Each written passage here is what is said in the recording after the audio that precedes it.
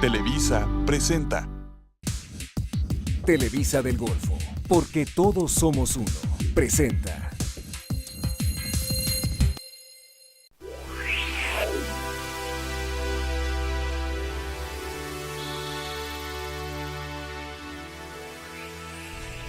Hoy hablaremos de diabetes mellitus.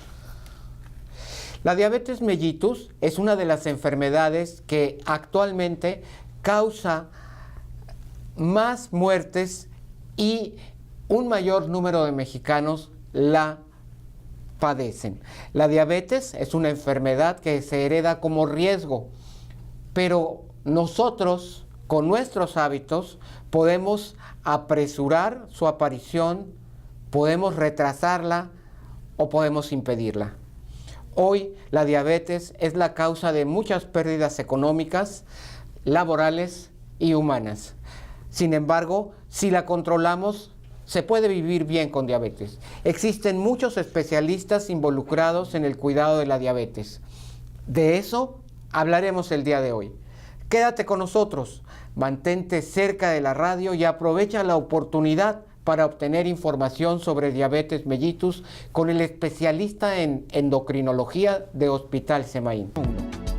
¿Qué es la diabetes?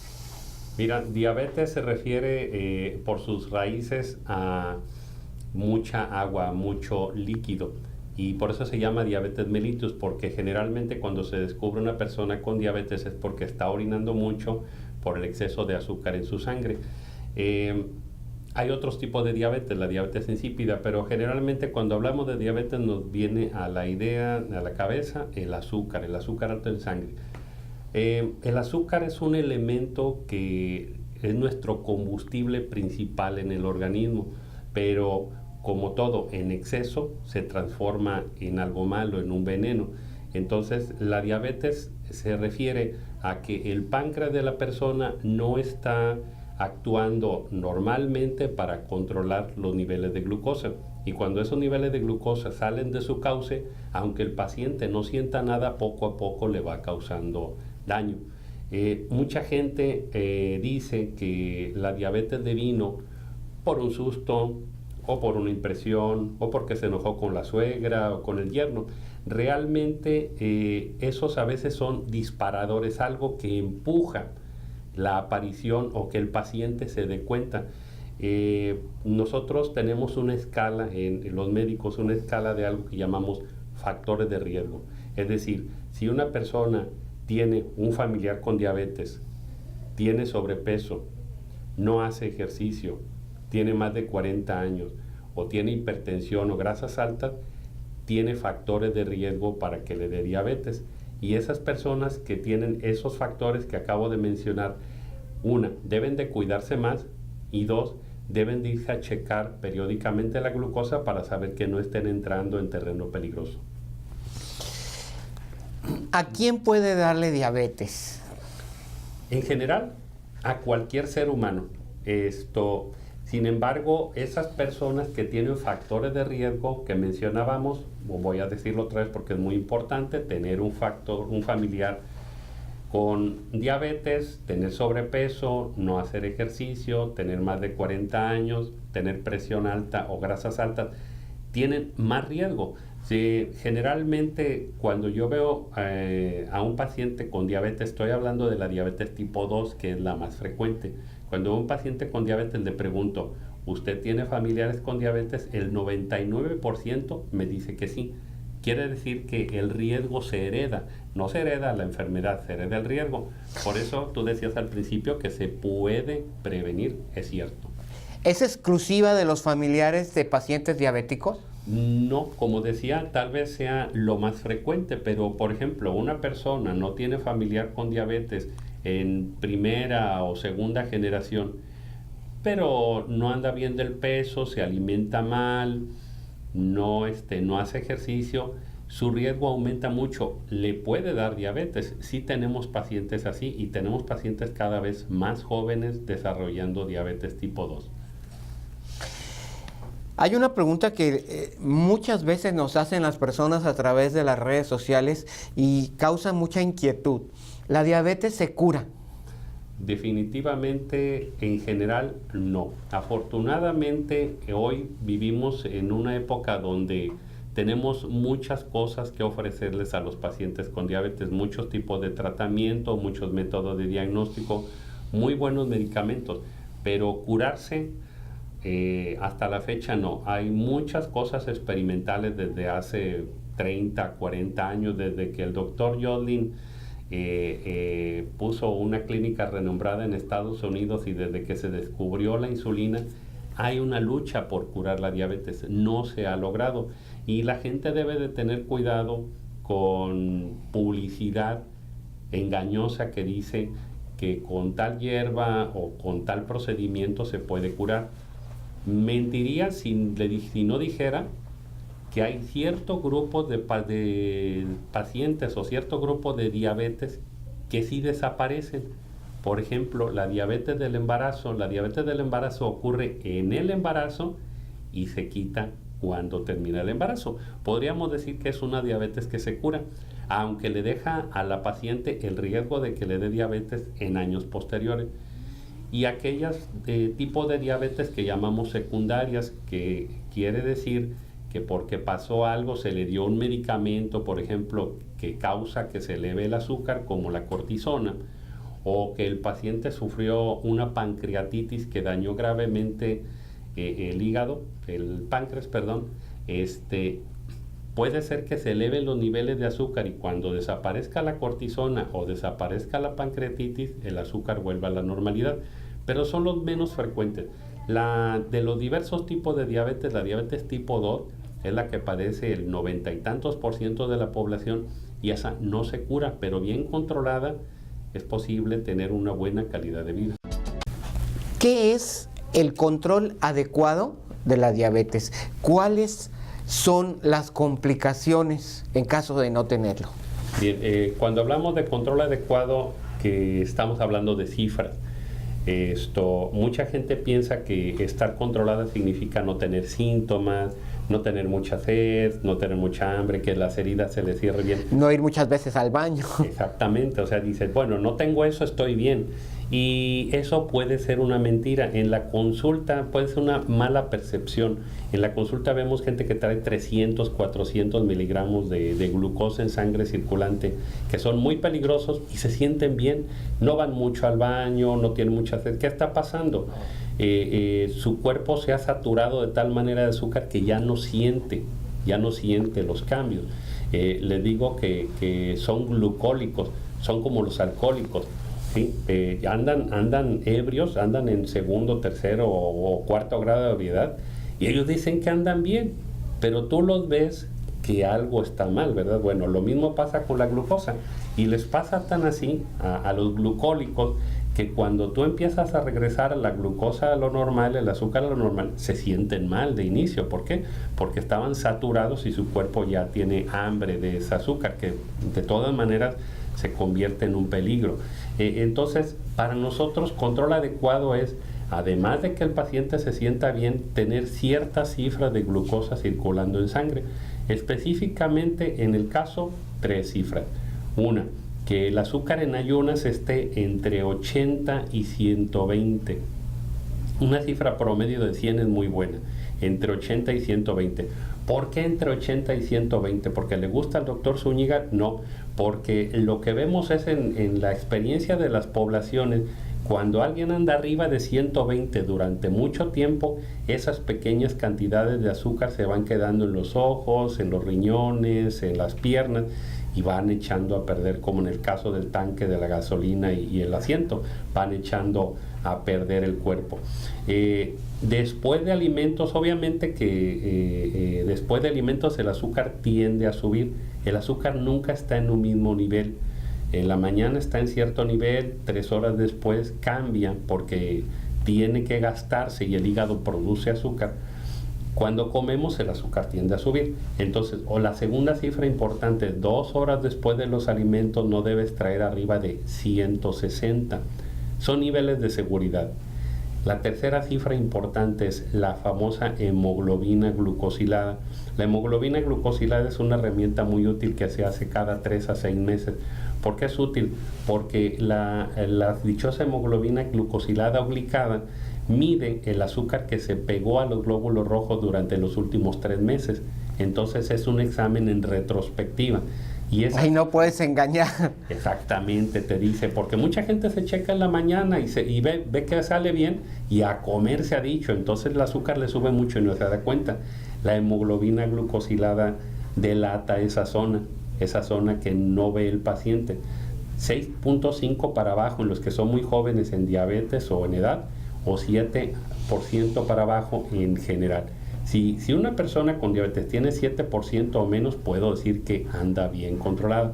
Pero muchas veces nos traen una glucosa de 120 en la mañana, uno dice, oye, qué bien, pero ve una hemoglobina glucosilada de 9. Algo está pasando, y muchas veces lo que pasa es que le sube el azúcar en la tarde cuando no se da cuenta porque no se checa. Es una de las cosas, aquellos pacientes que sí se checan, que se hacen glucometrías, mediciones de azúcar en el dedo, chéquense en la tarde, 2 horas después de alimento o antes del siguiente alimento, y eso les va a decir si andan bien tanto en la mañana como en la tarde. ¿Cuál es el objetivo de todo este chequeo? Cada cuándo lo hago. El objetivo es evitar complicaciones, estar bien. ¿Cada cuánto lo haces? Bueno, aquí sí. No hay un solo tipo de diabético. ¿Por qué? Ayer me preguntaba una paciente, oiga doctor, ¿por qué mi prima se controla con una tableta y yo tengo que tomar 4? Respuesta, porque son organismos diferentes. A su prima seguramente el páncreas casi le funciona bien, le funcionó un tanto mal, pero a usted que toma 4 tabletas, el páncreas no le funciona tan bien y su alimentación no le está ayudando, ¿sí? O sea, son diferentes casos. Entonces, también con el chequeo hay diferencias. Tenemos niños pequeños, 7, 5, 10 años de edad, que se tienen que checar el azúcar 5 veces al día, porque sus niveles de glucosa varían mucho y tenemos que usar insulina en diferentes dosis. Hay pacientes adultos que tienen una glucosa casi siempre estable, se pueden checar una vez a la semana. Pero es terrible cuando una persona llega a la consulta, sobre todo con complicaciones, y le pregunta a uno, ¿cuándo fue la última vez que se chocó el azúcar? Dice, hace 6 meses. Le digo, señor, ¿usted come cada cuánto? Pues 3 veces al día. Imagínese, en 6 meses son 3 por 3, 90 por 6, 540 comidas, y usted no se ha checado en 540 comidas. O sea, ¿dónde está el control? No hay control. Y eso acerca a la persona a la posibilidad de tener una complicación. ¿Cuáles son las complicaciones? Preguntaba. Desafortunadamente, las complicaciones crónicas hoy por hoy son la causa de mortalidad e incapacidad más alta en México. La retinopatía diabética, que quiere decir que el interior de los ojos sufre daño, la retina, el cristalino, aparece glaucoma, etcétera. Llegan a perder la vista. Desafortunadamente sigue siendo la causa más importante de ceguera en México, la retinopatía diabética. ¿Qué otra cosa? Todo se echa a perder, ¿eh? Con el azúcar alta, todo, me refiero a todo, se va echando a perder. Pero los ojos, muy valiosos, sufren daño, el corazón también. La diabetes es la causa número 1 de muerte en México, ¿sí? Por enfermedad cardiovascular. Las piernas, las vías nerviosas y las venas se van echando a perder, entonces puede venir una infección, una gangrena, una amputación. Y los riñones, esos órganos tan silenciosos, bueno, como todo, que son nuestro filtro de lo que el cuerpo va desechando, poco a poco se van apagando y la persona no se da cuenta. Mucha gente con diabetes espera que algo le duela para poder hacer en consecuencia. Tienen que saber que esas cosas no duelen. Mucha gente llega ya con los riñones casi sin funcionar, diciendo que se sienten un poquito mal y ya están a punto de la diálisis, de necesitar diálisis. Y la diálisis no es un castigo, es una solución para aquellos riñones que no están funcionando. Esas son las complicaciones principales. Y muy importante para los hombres, la disfunción eréctil. Aunque también para las mujeres en el campo sexual, la diabetes mal controlada a largo plazo causa también disfunción sexual. O sea, mal controlada, la diabetes es un gran peligro, pero bien controlada pueden evitarse todas estas cosas malas de las que estoy hablando. De ahí esa importancia de controlar la diabetes. Si la persona tiene diabetes ya per se está condenada a padecer malestares y sufrir todas estas complicaciones? Bueno, las buenas noticias son esas, no está condenada. Hay dos, ahora sí yo le digo a mis pacientes, hay dos sopas. ¿Quieres que te vaya bien? Tienes que tener un buen control. 80, 120 en ayunas, no más de 160 2 horas después, hemoglobina glucosilada menos de 7. No quieres checarte, no quieres seguir la dieta, no quieres hacer ejercicio, entonces seguramente vas a estar del otro lado algún día. Son dos sopas, no hay... afortunadamente mucha gente, a pesar de que se revela al cambio de alimentación y hacer ejercicio, termina diciendo, ok, si esto me va a morder, mejor me la llevo tranquila y empieza a hacer algunos cambios. No necesitan cambiar de país, necesitan hacer algunos cambios con la alimentación y necesitan hacer algunos ajustes con su cuidado diario y pueden tener una buena vida con diabetes. Mucha gente me dice, oiga, voy a ser normal. Usted es normal. De hecho, por ejemplo, refiriéndose a la famosa dieta, yo le digo, lo que le estoy diciendo a usted que deje o que cambie, se lo digo a todo mundo. O sea, no es privativo de la persona con diabetes, es una recomendación general de salud. Entonces, que no se sientan excluidos, porque muchos pacientes se sienten excluidos de la vida, entre comillas, normal. Sí, no son anormales, ¿verdad? Exactamente, tienen una variación de la glucosa, pero por lo demás son normales. Tenemos una pregunta de Rafael Sánchez que nos dice que ¿qué hay acerca del síndrome de Fournier como complicación de la diabetes y qué tanto aumenta en la actualidad en México el número de casos? Desafortunadamente, como ha crecido mucho la incidencia, prevalencia de diabetes, hace unos años, unos 15, había un 8 o 10% de personas con diabetes, ahorita hay un 14.7, casi 15% de la población mexicana tiene diabetes. También ha crecido el número de complicaciones que no son frecuentes. También en el caso, como menciona Rafael, el síndrome de Fournier. ¿Qué es el síndrome de Fournier? Es una infección que entra vía genital en los varones hacia el perine, la zona que está entre los genitales y el ano. Y esa zona es muy sensible porque tiene varias capas de tejido. Si hay una bacteria ahí reproduciéndose, sobre todo una bacteria que no depende del oxígeno, puede ser una infección gravísima que a veces requiere cirugías muy amplias y puede matar al paciente. Sí, desafortunadamente seguimos viéndolo en los hospitales gracias al mal cuidado. Una de las formas frecuentes de que la persona descubra inicialmente que tiene diabetes o que se dé cuenta que anda alto en el azúcar es porque hay infecciones genitales. Los ginecólogos muchas veces ven a una mujer con una vulvovaginitis, con una secreción o algún signo de que hay una infeccióncita, sobre todo por hongos, le dan tratamiento y les mandan a hacer la glucosa. Muchos pacientes, mujeres con diabetes, son diagnosticadas de esa manera, de primera vez por aparecer la infección. Igual en los hombres, algo que se llama balanitis, que es una inflamación por la infección que ocurre en los genitales masculinos. También llegan con el urólogo lo ve y detecta que hay una bacteria o un hongo, le da el tratamiento, le manda a hacer una glucosa. Muchos pacientes son diagnosticados de esa manera. Esas infecciones por lo general no suelen ser tan agresivas, se pueden tratar con antibióticos o antimicóticos en el consultorio, pero un síndrome de Fournier, estás hablando de una cosa grave y puede ser mortal. Sergio, ¿cuáles son, en caso de que existan, los avances en el tratamiento de la diabetes? ¿Cuáles son las novedades? Fíjate que yo le digo a mis alumnos de medicina que les tocó, estamos en las dos caras de la moneda, les tocó la buena y la mala. Cuando hace muchos años yo estuve en la escuela, solamente teníamos 3 medicamentos para la diabetes: glibenclamida, metformina y la insulina, ¿verdad? Y con eso tenías que hacer lo que pudieras. Afortunadamente para los pacientes con diabetes ahora hay por lo menos 7 familias de medicamentos tomados para la diabetes y hay un gran número de insulinas, por lo menos otras 8 insulinas de diversas acciones para tratar también la diabetes.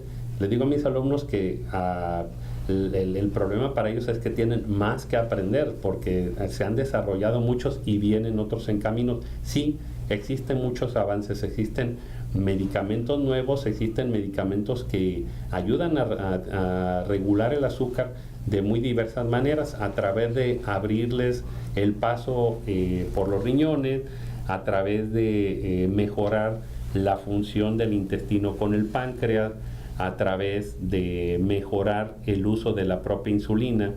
Inclusive los medicamentos ahora, como son más potentes, se necesitan menos número de veces al día, 1 vez, 2 veces, lo cual hace más fácil tener un seguimiento, tomarlos, no olvidarse de tomarlos. Y de los medicamentos que pueden ser usados en una forma parenteral, o sea, como vacunas, ahora tenemos medicamentos que se pueden emplear 1 vez por semana, que se aplican en la piel 1 vez a la semana, y eso le da la oportunidad al paciente de no tener que acordarse de estar tomando medicamento durante todo ese tiempo, lo cual consiste actualmente una ventaja muy grande para aquel paciente que batalla con la forma de tomarse los medicamentos, con los horarios o con que no se los puede pasar. Yo creo que el avance en la medicina en cuanto a la diabetes va a seguir a pasos agigantados en la siguiente década, pero el principal elemento va a seguir siendo la constancia del paciente para con su tratamiento. Y qué importante es también que los pacientes acudan con un médico que está actualizado, con un médico que está constantemente asistiendo a los congresos, llevando a cabo su certificación, estando al tanto precisamente de todos los avances que pueden permitir al paciente tener una mejor calidad de vida. Fíjate que sí, por supuesto que sí. Al año hay por lo menos 2 congresos que son de calidad mundial en diabetes. Este año fue el congreso de la Asociación Americana de Diabetes, y el reciente que fue en Múnich, el Congreso Europeo de Diabetes, donde nos reunimos más de 10,000 médicos, especialistas en diabetes, diabetólogos, endocrinólogos y de otras ramas, internistas, médicos familiares, etcétera, porque existe un avance muy grande en el conocimiento de la diabetes que tiene que difundirse. Son congresos que duran de 4 a 5 días y que tienen un promedio de 10 a 15 pláticas por día. Intensas jornadas de trabajo. Intensas jornadas de trabajo y aprendizaje, donde la comunidad mundial compartimos lo que sabemos, lo que dudamos y lo que está por venir en diabetes. Es algo que te sobrecoge ver todo ese número de personas interesados en saber más, porque son gente que ya es especialista ahí. Sergio, ¿qué consideras que es lo más importante por hacer cuando el paciente sabe que tiene diabetes? Creo que lo primero es que el paciente tiene que educarse. El paciente tiene que aprender qué es la diabetes, por qué le dio, qué son los cambios que puede tener. Aceptarse como diabético. Para llegar a ese punto de decir, ok, no está jugando, no, el doctor no está tratando de espantarme, estoy en un cambio en mi organismo y tengo que hacerle frente.